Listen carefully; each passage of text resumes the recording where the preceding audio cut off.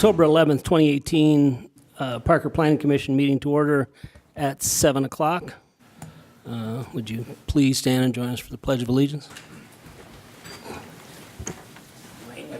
Allegiance to the flag of the United States of America and to the republic for which it stands, one nation, under God, indivisible, with liberty and justice for all.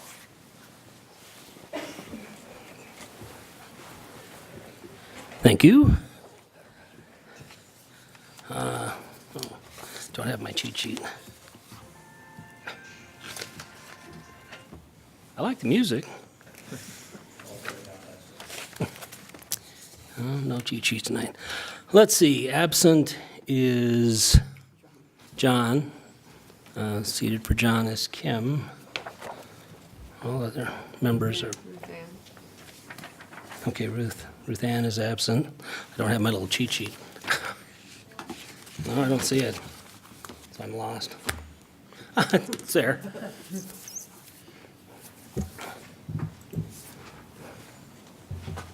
Thank you. That's all right. That's the absent John, absent is Ruth Ann, and absent is Tracy. Okay.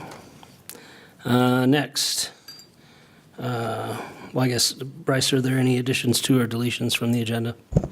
No, sir, there are not. Approval of minutes. Are there any additions or corrections to the minutes from September 13th, 2018? No. Do we have a motion to approve? I'll motion to approve the minutes of September 13th, 2018. I second. It's been moved by Dwayne, seconded by Ileana, that we approve the minutes from September 13th, 2018. Signify your approval by yes. Abstain. Yes. Okay. Next item. We're going to reopen the public hearing that was continued from the September 13th meeting. And that is a hearing on the ordinance number 3.01.115, a bill for an ordinance to amend the section 13.04.210 of the Park Municipal Code concerning temporary structures and uses. And the second one, B, is ordinance number 5.74.2 to amend section 6.06.050 and section 6.06.100 of the Park Municipal Code concerning unlawful acts and penalties related to Stage 1 and Stage 2 fire bans. We will reopen the public hearing at 7:03. Bryce? Thank you, Chair, members of the Planning Commission. As a follow-up to our last meeting there, I've invited Sergeant Epp to the meeting. But before we get into that, there were a few questions that were left unanswered and that were also provided by Commissioner Hicks, and I wanted to read through them and also respond to them. So the question, one of the ones that was not answered was what is driving the need for the ordinance? After having further conversations within the organization, residents have reached out to our elected officials with concerns that they were able to purchase fireworks and then were not allowed to light them for the holiday. They were asking for some relief from the elected officials, and as you discussed at the last meeting, there are really three options for that. One is kind of to keep our current regulation. The second is the opposite of that, which is to not allow the sale of fireworks in the community at all. And then the third is the version that's proposed before you tonight, which is to allow for the fireworks stands but disallow the sales if there's a fire ban in place. The next question was how many fires have been started in town limits due to fireworks? My understanding is that there have been none, at least in recent years. In Douglas County, we don't really have a good database for that. So I don't have that information. I was unable to acquire that. Is Douglas County also planning on a similar ban? So the answer is no. It would only be the town that would have this ban in place. Has the town tried or considered requiring vendors to post signs? So the current code actually does require that they post signs when there's a fire ban in effect. So that's what the current code says. There was a question on sales tax. I was unable to get that information. It's not tracked at a level that's available to the public. I believe that covers the questions. As mentioned, I've invited Sergeant Epp here in case Planning Commission has additional questions that are within his expertise. Thank you. So now is the appropriate time for members to ask questions? Yeah. Yes. Okay. Yep.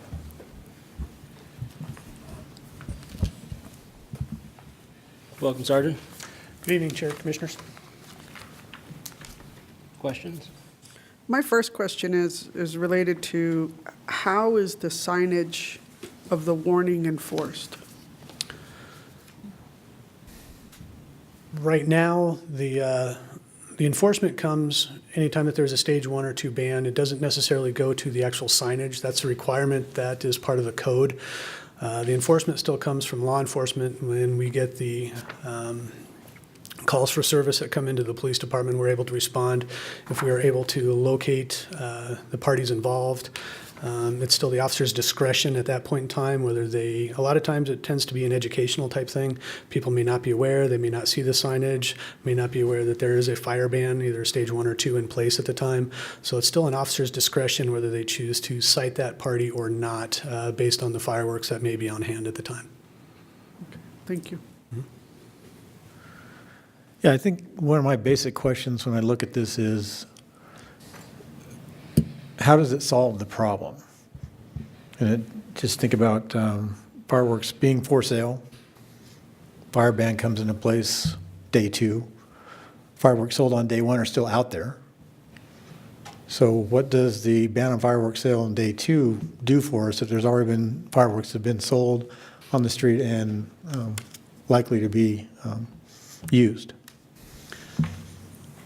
I think that's a very good question. I'm not sure I'm one I have an answer for, because that is whether they're purchased within town limits, countywide, whether it's Douglas, Arapahoe, Jeffco, Elbert, El Paso, they're here.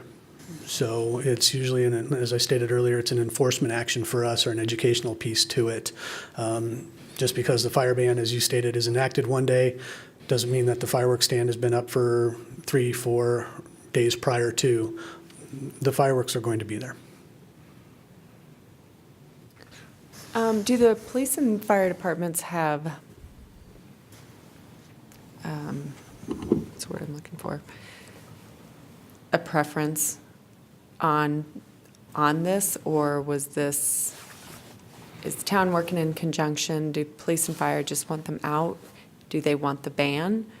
Do they have an opinion, a formal opinion through both agencies? A couple of different aspects to that is, in the past, we have worked very closely with South Metro Fire. We've tried some different implementations of enforcement actions with our community service officers as well as the fire marshals in the area. Right now, after talking with Chief King, the position on the department is these ordinances are not going to significantly impact the law enforcement per se with our enforcement actions or the amount of calls that we receive. We don't believe it's going to have a significant impact, no. Do other counties have restrictions when there are fire bans in place? When fire bans are in place, yeah, a lot of that is going to be similar type restrictions as to the use of fireworks, what's considered, whether it's permissible or not, depending on whether it's a stage 1 or stage 2 fire ban.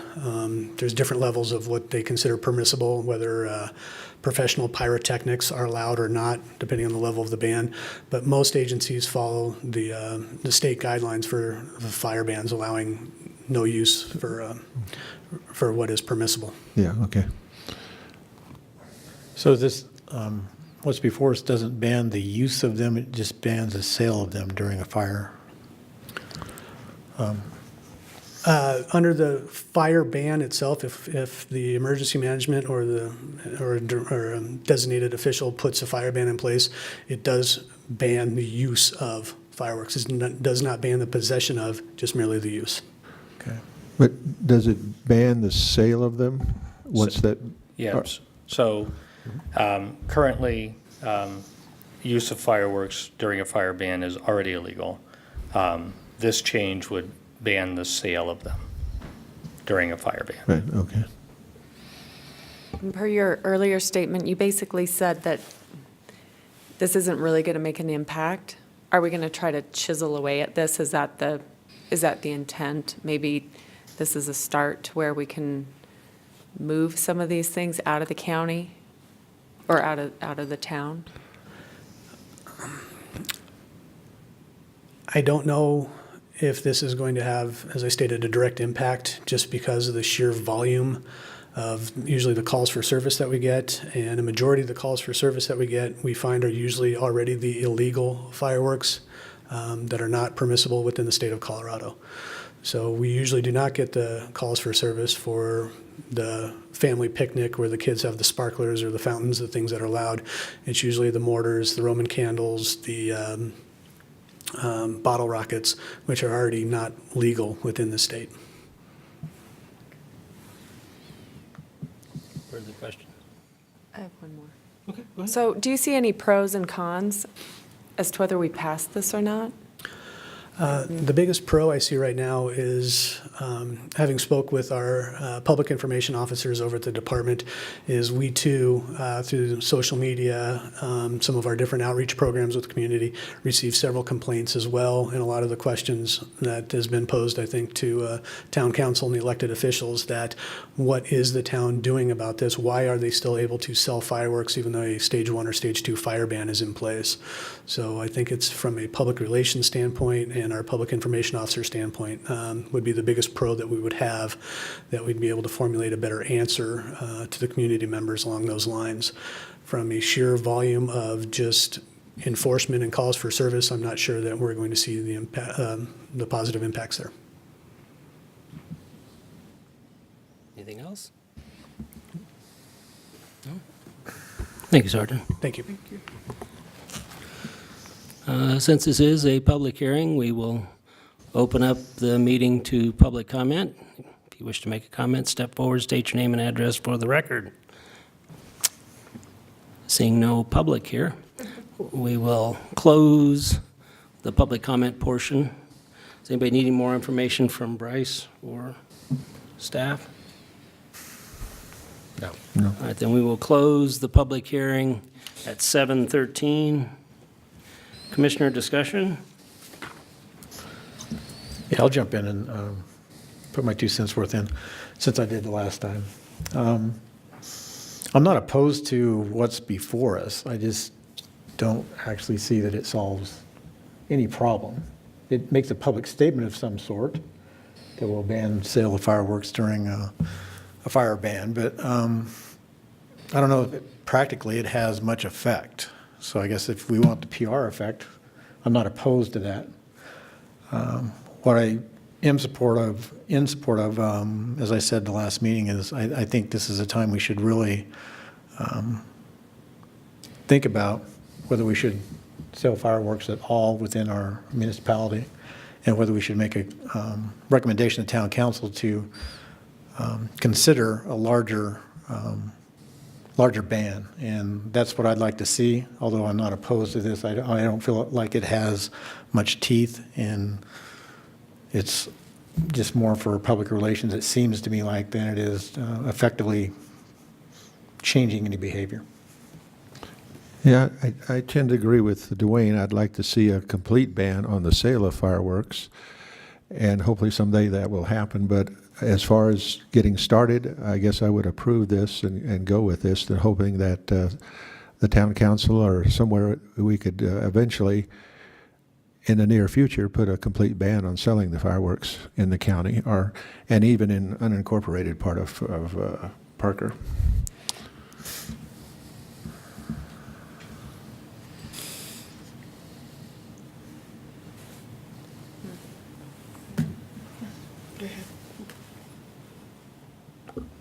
I'm kind of on the fence. We're try to pull the person out of it, right, where it's overreaching to go and as a town say what you can and can't sell in the town when it's not illegal on a federal level or a state level. I guess that's where I'm struggling right now, and some of the comments by the sergeant too is that we may not see a direct impact at all from what we're doing. If this is just a PR play, I don't know if this is the necessary forum with the planning commission for it, if that's what it is. So I guess I'm on the fence here with this item. And I guess I have one more point to that too, is that by banning the fireworks entirely, I know that it brings revenue into the town, but I'm thinking it's just a mere small drop in that revenue bucket of what it would bring in, and the bottom line would not be even really affected at all, period. So I'm still in favor of just banning the whole use of fireworks. I, too, am on the fence. I just, when does public perception become, when do we do things to just, really help public perception, or do we just kind of face the facts and say, hey, this is the code, this is where we stand. These people buy permits, they expect to be able to sell these fireworks. I understand it's probably not a big tax basis, but they're not going anywhere. And the calls, it sounds like the calls that the agencies are getting are from the illegal fireworks, not these, the sparklers and the little things that move along the ground when you light them. So I feel like it's not even a Band-Aid. And I am struggling with it, so I'm not sure I have my decision yet. I tend to agree with Dwayne. I don't think this has enough teeth. If we're going to do it right, or don't do it at all. Yeah, I would agree with what's been said so far. I don't think that this is going to solve the problem, so I'm not really in favor of approving additional regulations that don't solve the problem.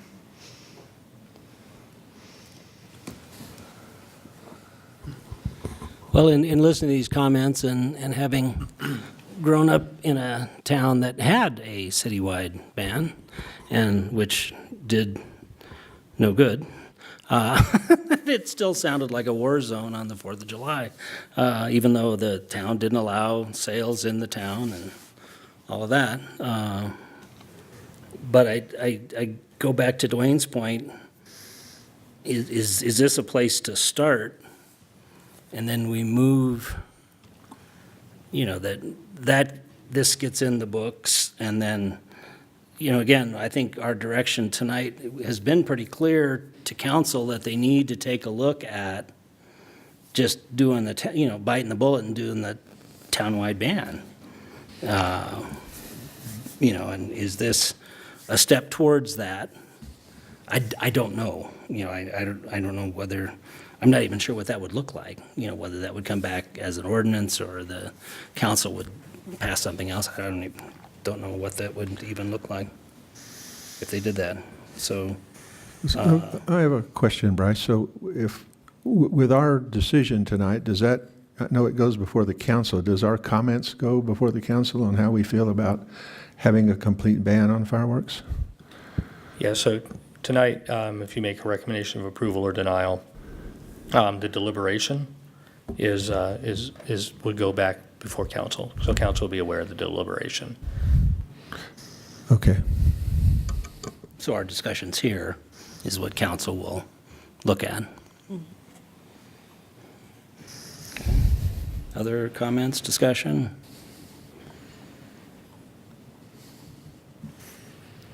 I guess I'll make one more comment, because I have a tendency to want to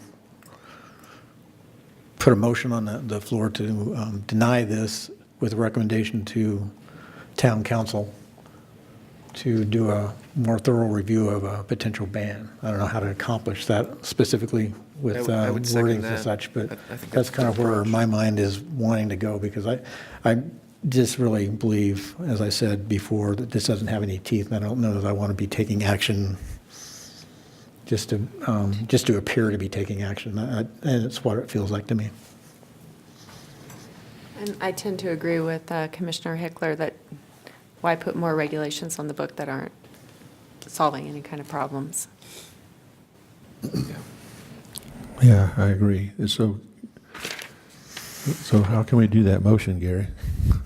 That's what I'm trying to figure out right now. I mean, because if we deny it, we're supposed to give what conditions that it didn't meet. So that's actually a little inaccurate in this. Oh, okay. That would be for a non-legislative action. Okay. But you can deny it with the deliberation being the record of why. So we would look at, but we can't necessarily add a condition on to the recommendation, as Dwayne stated. You can, I mean, if we denied, so you can do a denial with a recommendation for a full ban. Okay, Dwayne, do you have that in front of you, or whoever's going to make are you going to make the motion? I can make a motion here if we Are we ready pick to up the make the one. motion? If Dwayne Yeah, it's can- not a condition, it's a recommendation. Dwayne? Yeah. Yeah. Well, so we have to go to the deny one, Dwayne, but on both sections? We need 2 resolutions, Yes. one for each, right? So, So we start with 1304, 210. so it would look something to the effect of, I move that the Planning Commission recommend that Town Council deny ordinance number 3.0.115 to amend section 13.04.210 of the Municipal Code concerning temporary structures and uses, with a recommendation that a new proposal be provided that, with the recommendation, a new proposal be submitted for a complete ban. Okay. Okay. So I move that the Planning Commission recommend that Town Council deny ordinance number 3.01.115 to amend section 13.04.210 of the Parker Municipal Code concerning temporary structures and uses, with the recommendation that Town Council consider a proposal that is a complete ban on fireworks sales within the town of Parker. Second. Okay, it's been moved by Dwayne, seconded by Rich. The Planning Commission recommend that Town Council deny ordinance number 3.01.115 to amend the section 13.04.210 of the Park Municipal Code concerning temporary structures and uses, and I can't remember all the language that was just used to describe the other part. Will that be on the record somewhere? So, Yeah. as stated by Dwayne. All those in favor, say yes. Yes. Yes. Yes. Yes. Motion passes. Next motion, Let me get down here. that would be,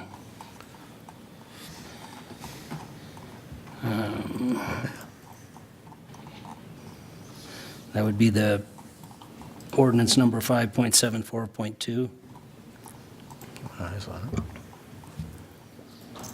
with basically the same language at the end. Yep. Yes. Okay, do you have a motion?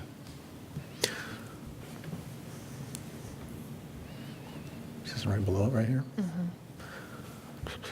I move that the Planning Commission recommend that Town Council deny ordinance number 5.74.2 to amend section 6.06.050 and section 6.06.100 of the Parker Municipal Code concerning unlawful acts and penalties related to Stage 1 and Stage 2 fire bans, with the recommendation that Town Council consider a new proposal of a complete ban on sale of fireworks within the town of Parker. Second. Moved by Dwayne, seconded by Rich, that Planning Commission recommend that Town Council deny ordinance number 5.74.2 to amend section of 6.06.050 and section 6.06.100 100 of the Park Municipal Code concerning unlawful acts and penalties related to Stage 1 and Stage 2 fire bans, with the language about the study moving towards a total ban, as stated by Dwayne. Signify your approval by yes. Yes. Okay, thank you, Commission members. Next item on the agenda, item 8. Item 8 is a resolution to adopt the 2018 3-mile area plan. It's resolution number 18.068. Carolyn? Chair, Oh. the time. Okay. We will open the public hearing at 7:26.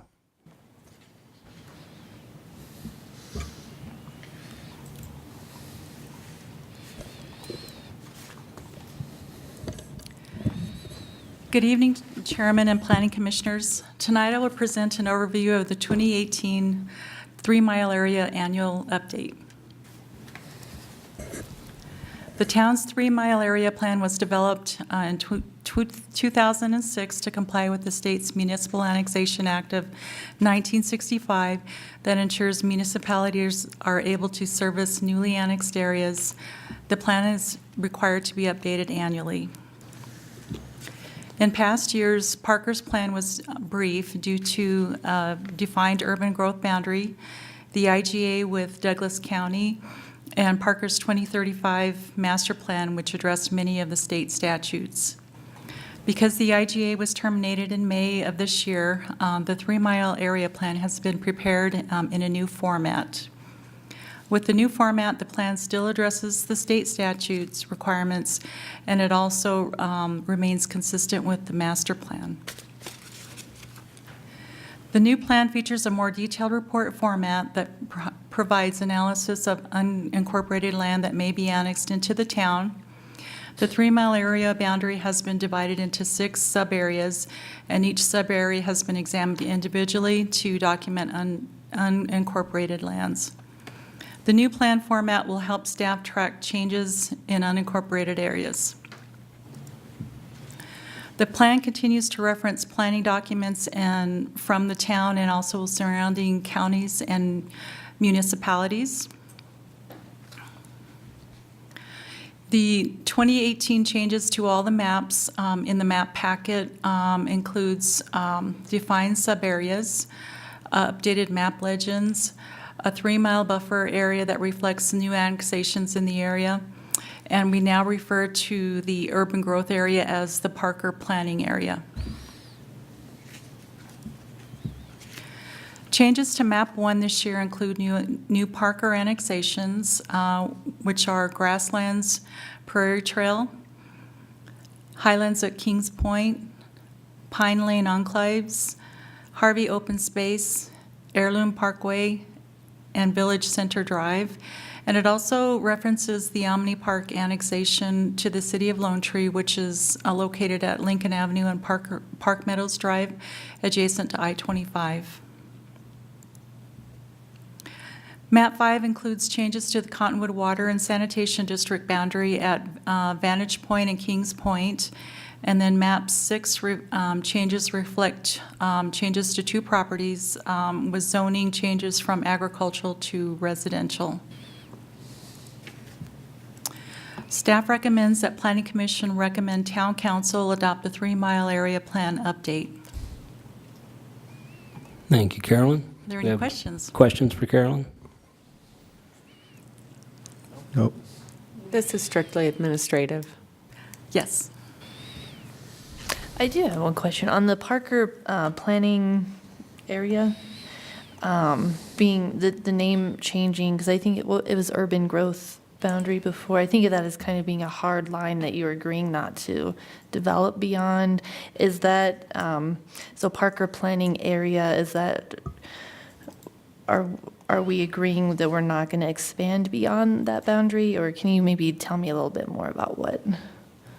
that Well, means. the urban growth boundary came out of the IGA with Douglas County, and yes, it was a boundary that was agreed upon for the town to not grow past those boundaries.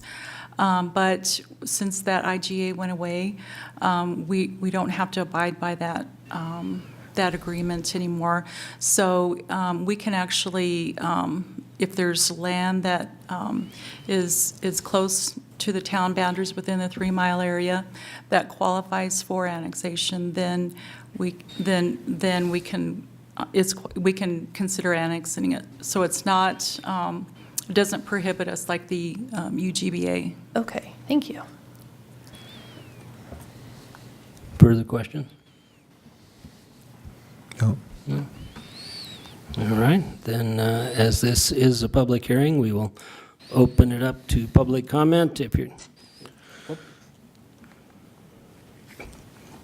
Okay. Any members of the public wishing to step forward should do so now.